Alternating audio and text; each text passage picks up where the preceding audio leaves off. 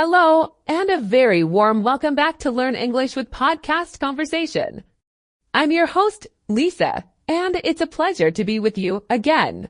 I want to share a little story from a few weeks ago. I was in the middle of one of those incredibly hectic periods that I'm sure you're familiar with.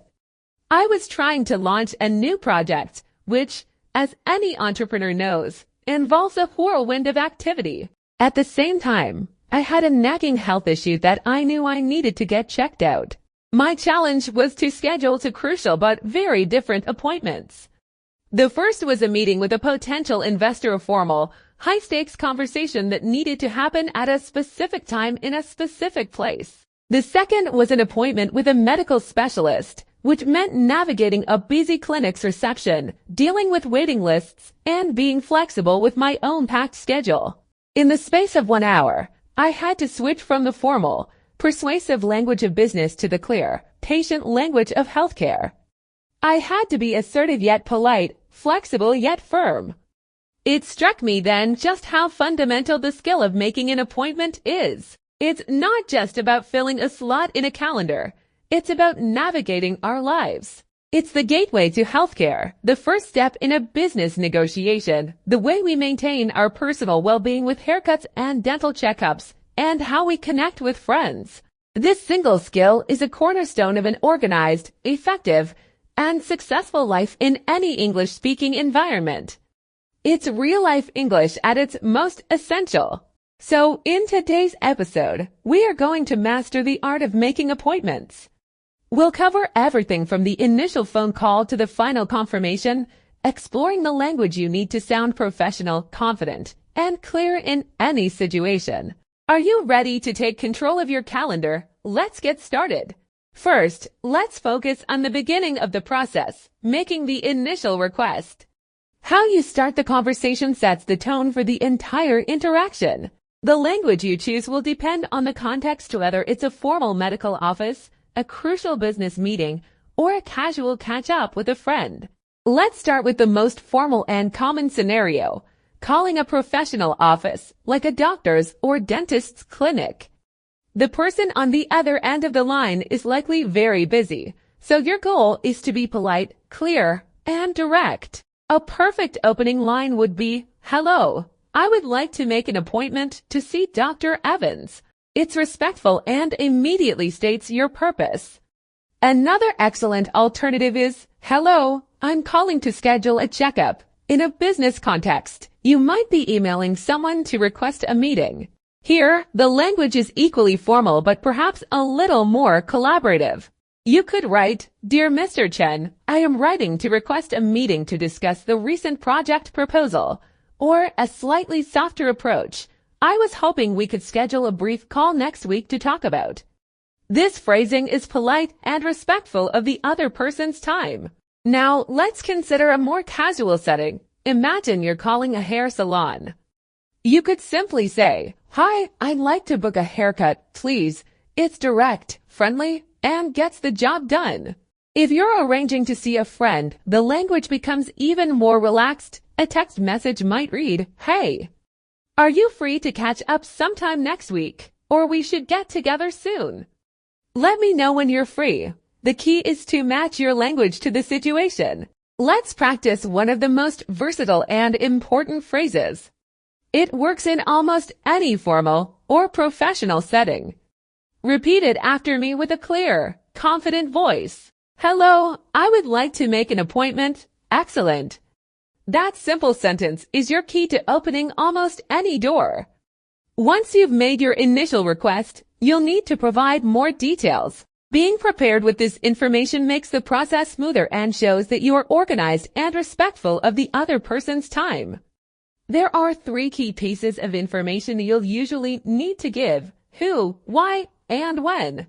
First, who the appointment is for. If you're making it for yourself, they will likely ask for your name.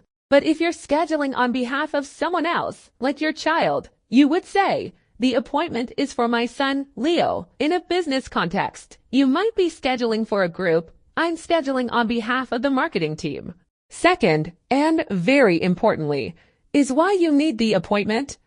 The reason for your visit often determines how much time you'll need and who you'll see.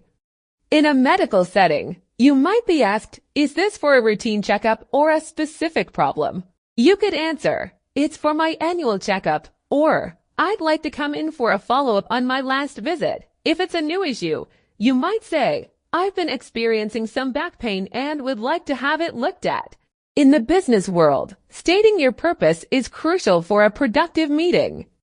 You would say the purpose of the meeting is to finalize the quarterly budget, or I'd like to schedule a consultation to discuss our SEO strategy, using precise vocabulary like checkup, follow-up, consultation, quarterly review, or project kickoff immediately signals your professionalism and helps the other person prepare.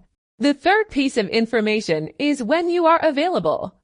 We will dive deeper into negotiating a time, but it's good to have a general idea of your availability from the start. You might say, I'm available on weekday afternoons, or my schedule is quite flexible next week. This gives the other person a starting point for finding a suitable time. Now we arrive at the heart of the process, negotiating and agreeing on a specific time and date. This is a dynamic part of the conversation, a back and forth dance until you find a time that works for both of you. Often, the scheduler will offer you the first option. They might say, Dr. Evans has an opening on Wednesday at 10 a.m., or we have a slot available this Friday at 2:30 p.m.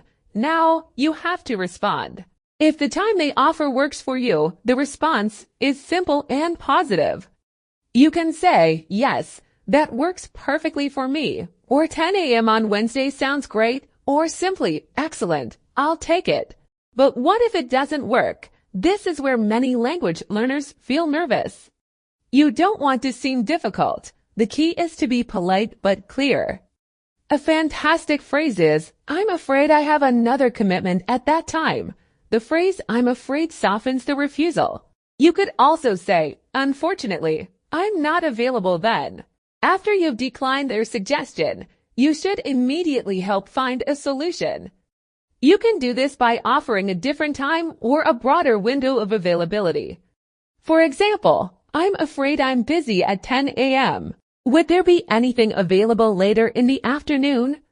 Or, unfortunately, I can't make it on Wednesday. Could we look at sometime on Thursday or Friday instead?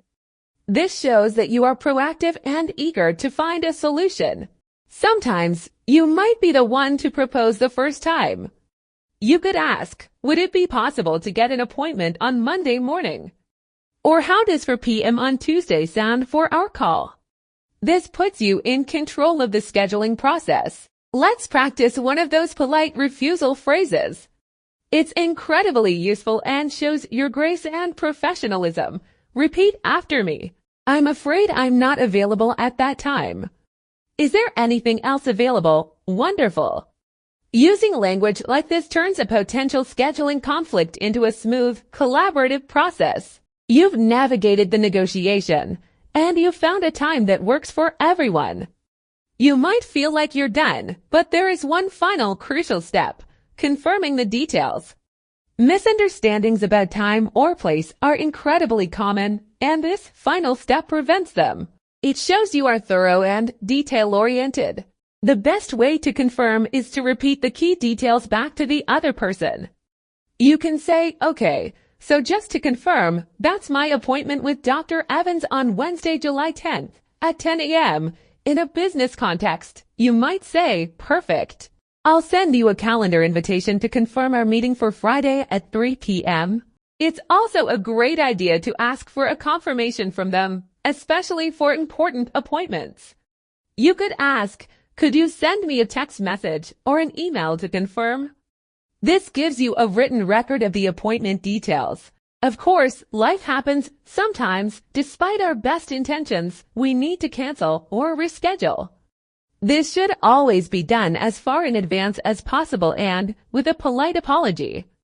You could call and say, hello, I have an appointment with Dr. Evans on Wednesday at 10 a.m., but something urgent has come up and I won't be able to make it. I'd like to reschedule if possible. The phrase something has come up is a polite, vague way to explain you have a conflict without going into personal details.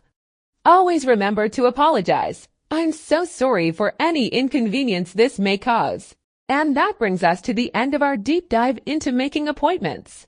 From the first hello to the final confirmation, you now have the tools to navigate this essential, everyday task with total confidence. Let's solidify that confidence with our empowering affirmations. Please say them with me, feeling the truth in each statement. I can clearly and confidently request an appointment in any situation. I am organized and prepared when I schedule my time. I can politely negotiate a time that works for me.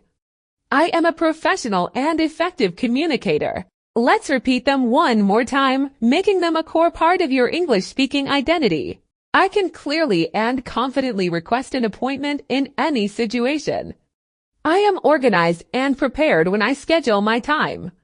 I am a professional and effective communicator. That officially concludes episode 30 of Learn English with Podcast Conversation. I am so incredibly proud of the focus and dedication you bring to each lesson. Your task for this week is a practical one. I want you to make one real appointment in English. It doesn't have to be a major business deal. Book a table at a restaurant. Schedule a phone call with a company for information. Call your local library to ask about their hours. The goal is to take this language off the page and put it into your life. Thank you for sharing your time with me today. Until our next episode, keep learning, keep practicing, and keep shining.